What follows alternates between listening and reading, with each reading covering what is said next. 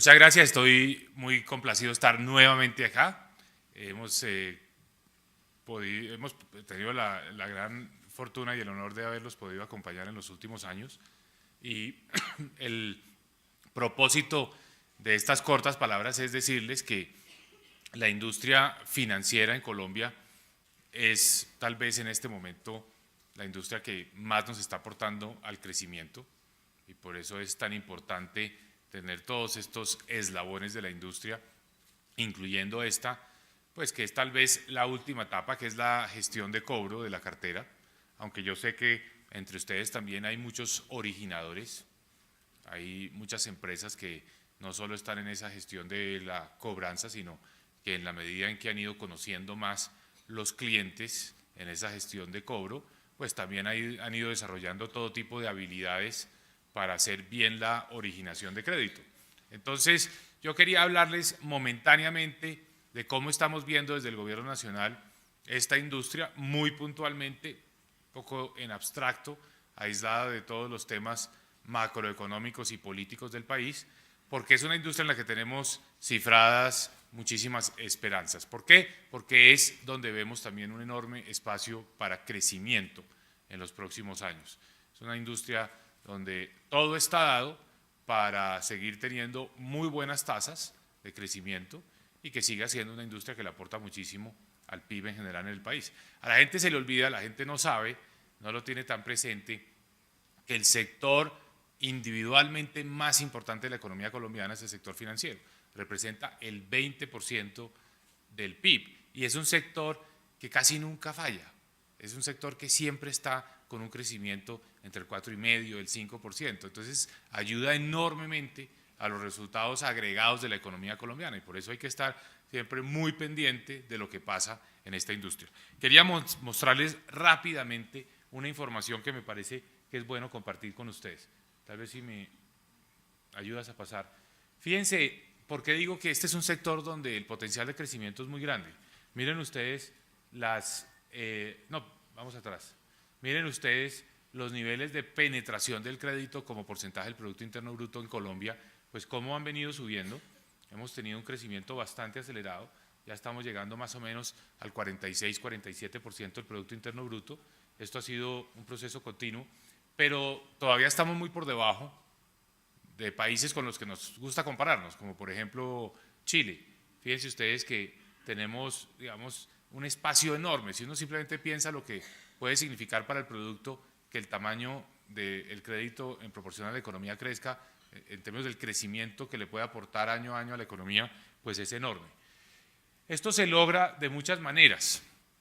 En buena parte, pues aumentando la inclusión financiera, es decir, acercando más la población al sistema financiero. Y hemos tenido en Colombia una política en este sentido muy coherente, muy de largo plazo, casi una política de Estado, que se inició con el programa de Banca de las Oportunidades, pero que se ha venido reforzando con una gran cantidad de iniciativas, no solo ya los corresponsales bancarios, sino ahora tenemos los corresponsales de seguros, tenemos la entrada en operación de las SETPES, que son las sociedades especializadas en depósitos y pagos electrónicos. Todo esto nos ha ayudado a que cada día más adultos en Colombia tengan acceso a productos financieros.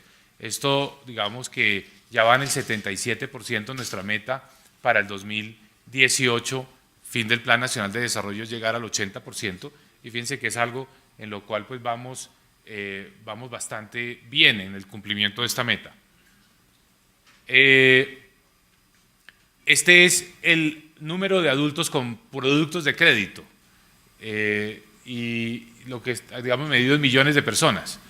Digamos, el gráfico es bueno en mostrar también tendencias. En un año hay un aumento considerable en el número de personas en Colombia que tiene acceso a productos de crédito, más en el caso de las tarjetas de crédito, en el crédito de consumo, un poco en el caso del microcrédito, pero esta es la masa sobre la cual ustedes trabajan. Sigamos. Y la capilaridad de esto. En el caso de los microcréditos, fíjense el porcentaje de microcréditos que están entre 1 y 2 salarios mínimos.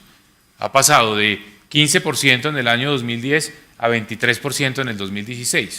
Es decir, tenemos cada día más penetración de la base de la pirámide con estos créditos de bajo monto. Y esto es el rango de microcréditos. Ahora tenemos el otro producto que estamos desarrollando con el sistema financiero, que son los créditos de bajo monto, que buscan básicamente reforzar esta tendencia. Sigamos.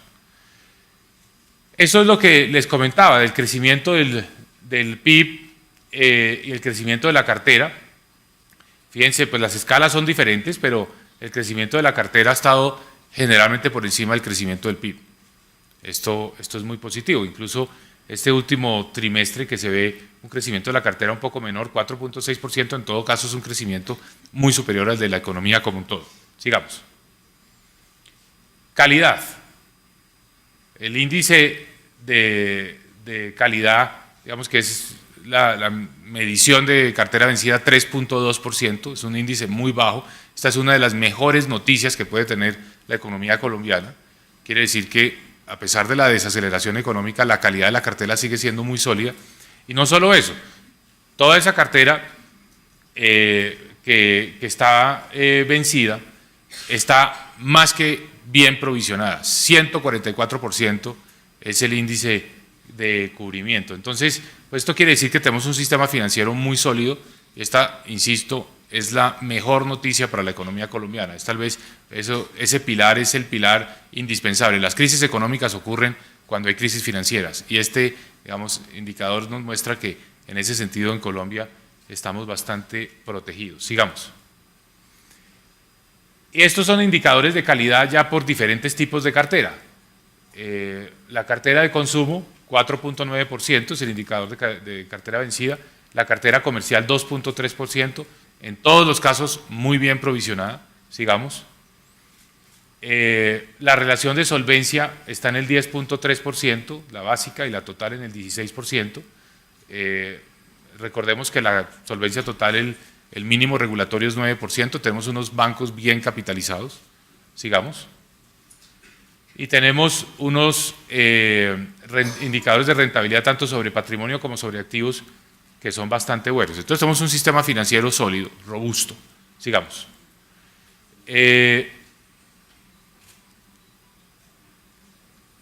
Obviamente, con las condiciones económicas actuales, las condiciones de originación de créditos se han vuelto un poco más restrictivas. Estos son los resultados que tenemos del Banco de la República de un reporte de la situación del crédito.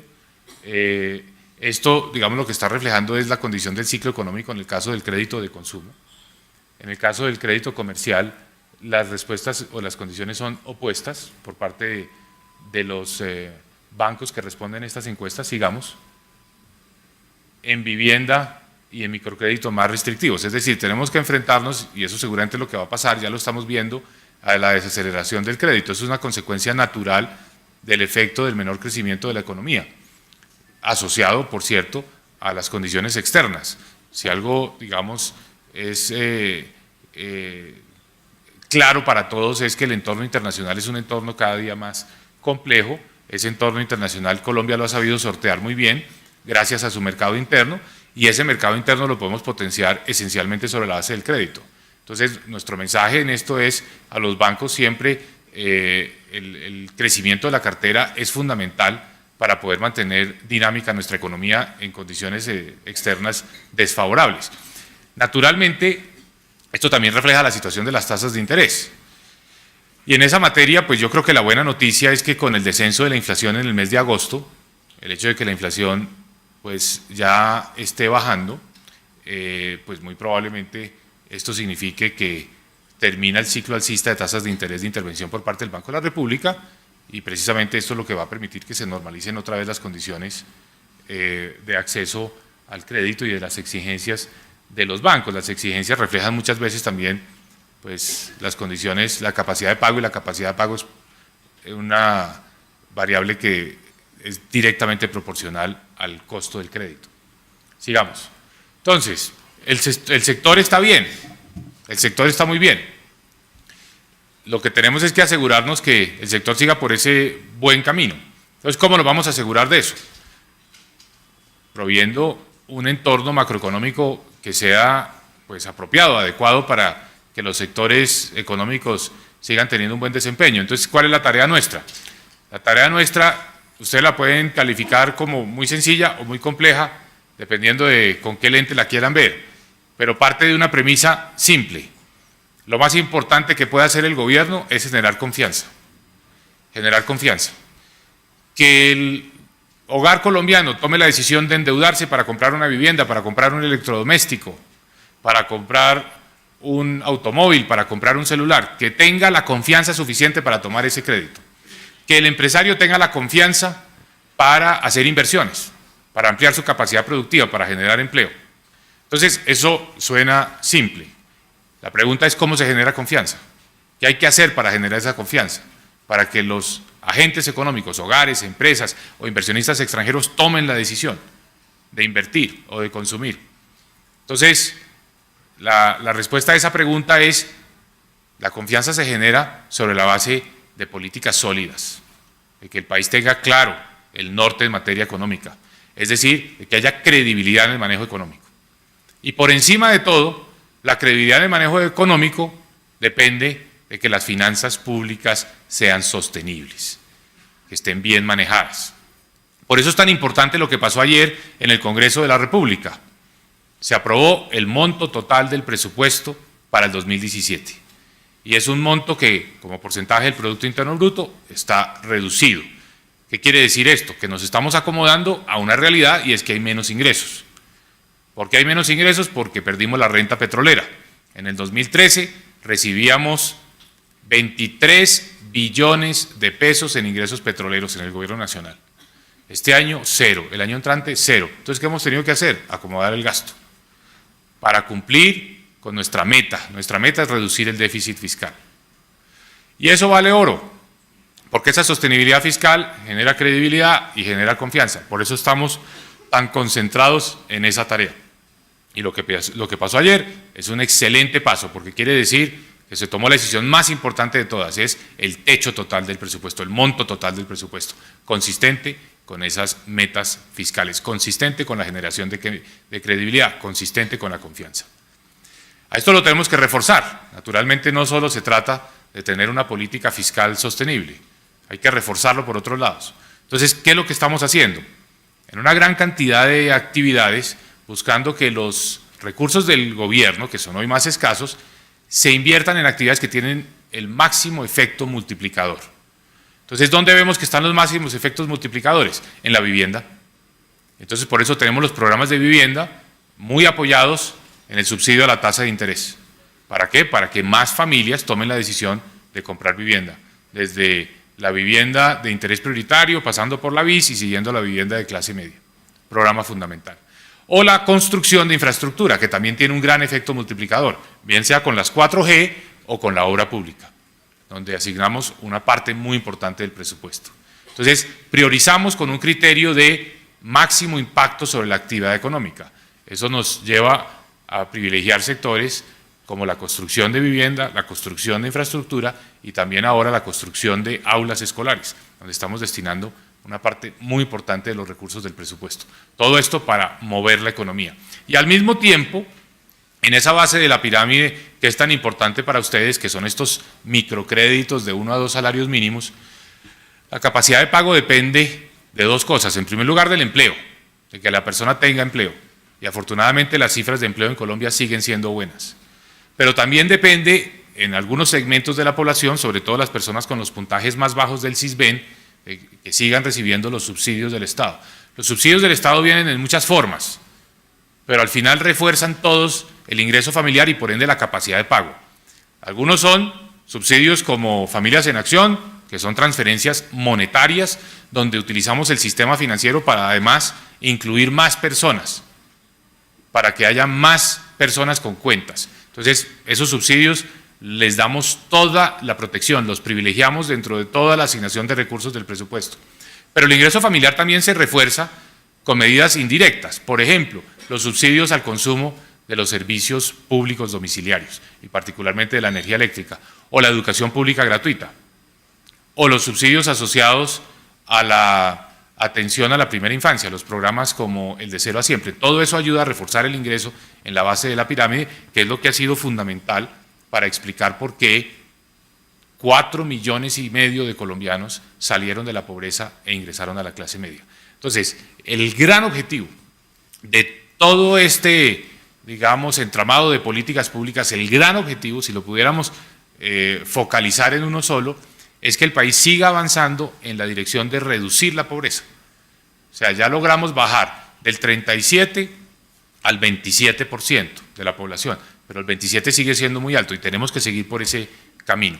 ¿Cómo se logra esto? Con una economía que funcione bien, que genere empleo, pero sobre todo con una política que sea redistributiva, una política de gasto que permita focalizar en los sectores más pobres de la población los recursos públicos. Y termino con una reflexión sobre un tema obligado, que es la reforma tributaria estructural, seguramente un tema de interés para todos ustedes.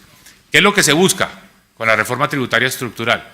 Se busca resolver el problema fiscal de mediano y largo plazo. No estamos buscando tapar un hueco del 2017 o cuadrar las cuentas y la caja del 2017 del gobierno. El presupuesto que se aprobó ayer es el presupuesto posible con los ingresos fiscales actuales. O sea que en ese sentido el presupuesto ya está hecho a la medida de los ingresos que existen hoy en día. Aquí no quedó un faltante para ser cubierto con la reforma tributaria del año entrante, porque nuestras cuentas del 2017 están cuadradas. ¿Eso qué quiere decir? Que la reforma tributaria no está pensada en el corto plazo, está pensada en el mediano y el largo plazo. No es una reforma de coyuntura, es una reforma legado, es una reforma pensada ante todo en que el país durante los próximos 10 años tenga claridad sobre cuál va a ser su estructura tributaria, cuáles van a ser sus ingresos fiscales y cómo va a cumplir con la regla fiscal. Insisto, porque la regla fiscal es el ancla de la credibilidad. Entonces, esa reforma tributaria, ¿qué busca? Busca ante todo que el país sea un país más competitivo, que en Colombia no se dejen de hacer negocios por irse a otros países, que seamos competitivos, que estemos en una competencia con los demás países que buscan atraer inversión nivelada. Esa competitividad exige pensar muy seriamente el tema de la tributación empresarial. Buscar más competitividad quiere decir simplificar, quiere decir pensar en una carga tributaria menor para la iniciativa empresarial. En eso es en lo que estamos trabajando. Estamos estructurando un proyecto de ley que sea integral, que abarque todos los temas de la tributación, incluyendo uno muy importante, que es el de la evasión. Porque obviamente aquí siempre se ha dicho que la mejor reforma tributaria es la que más logre controlar la evasión. Y hay muchos focos de evasión de impuestos en Colombia. Uno, muy llamativo, muy protuberante, porque todo el mundo lo ve, es el de las entidades sin ánimo de lucro. Tenemos muchas fundaciones, muchas cooperativas, muchas asociaciones que no pagan impuestos porque se dicen estar cumpliendo una función social, entidades de carácter filantrópico, pero en la realidad lo que hacen son actividades puramente lucrativas, de carácter comercial, donde los socios reciben el ingreso, bien sea porque la asociación, la fundación, la cooperativa, lo que hace es pagar las cuentas de las personas que son los fundadores, los creadores, los que se asociaron. De manera que eso es lo que tenemos que controlar, porque ahí hay un foco de evasión muy grande. Y eso nos va a permitir tener un estatuto tributario más balanceado, con unas cargas que no queden excesivamente en pocos grupos de la población, y en particular en el sector empresarial. Eso es lo que estamos haciendo, estamos trabajando sin parar en un paquete que sea estructural, que sea integral y que nos permita despejar el panorama hacia el mediano y largo plazo. Mucha gente dice, ¿para qué? La respuesta es muy sencilla. La sostenibilidad fiscal de Colombia es crucial para que Colombia mantenga la calificación triple B. ¿Y de qué depende la calificación triple B? Pues de que el país tenga despejado el panorama sobre con qué recursos va a pagar sus obligaciones. ¿Y para qué es importante la calificación triple B?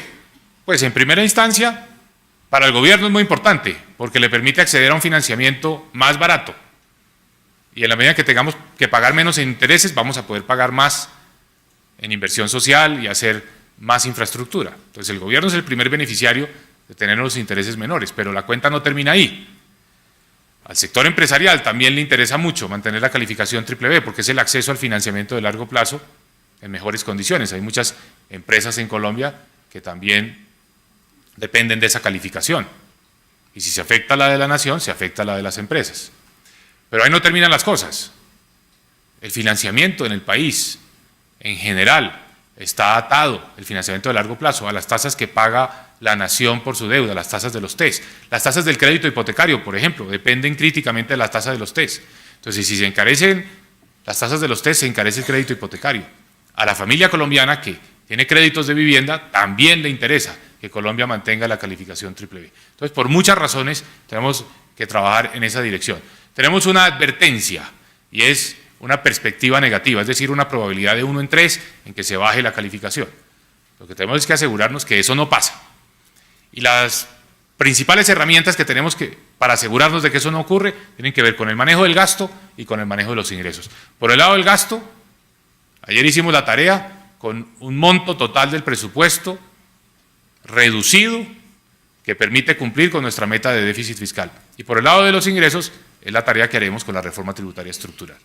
Aquí no hay que buscar los culpables por fuera de Colombia, no hay que echarle la responsabilidad o atribuirle la responsabilidad a nadie, la responsabilidad y la tarea la tenemos que hacer nosotros. El problema no está por fuera, el problema lo tenemos que resolver acá, por el lado del gasto y por el lado de los ingresos, y ese es nuestro compromiso. ¿Por qué? Porque esa calificación BBB es un poco como la nota en la que se materializa lo que estamos viendo con las entradas de capitales que están llegando precisamente a nuestros mercados de deuda pública y los mercados de acciones, que han tenido un buen desempeño. Gracias a que la buena economía, el buen manejo económico, paga porque los inversionistas lo premian trayendo sus recursos a nuestro país y eso nos ayuda a mover la economía. De manera que ese es el panorama, este es un sector que un año después del último congreso puede hablar de muy buenos resultados, es un sector que ha crecido, es un sector donde hay nuevos jugadores, es un sector donde ha habido una consolidación importante de la industria y esa consolidación ha venido de la mano de inversión extranjera. Eso es muy positivo, porque con los inversionistas extranjeros no solo estamos trayendo más capital, sino estamos trayendo mejores tecnologías, mejores prácticas, mejor software, mejores herramientas para el credit scoring, mejor criterio para la originación de créditos, mejor gestión de cobro y pues estamos adoptando las mejores prácticas que existen en el mundo para la cobranza de la cartera. De manera que esto es avance, esto es progreso y esto es, como en muchos otros casos de la industria y de la economía colombiana, una señal de que el país va por el camino correcto. Y nuestra tarea es asegurarnos que no nos desviamos. Colombia tiene que mantenerse en esta ruta que se ha trazado y tiene que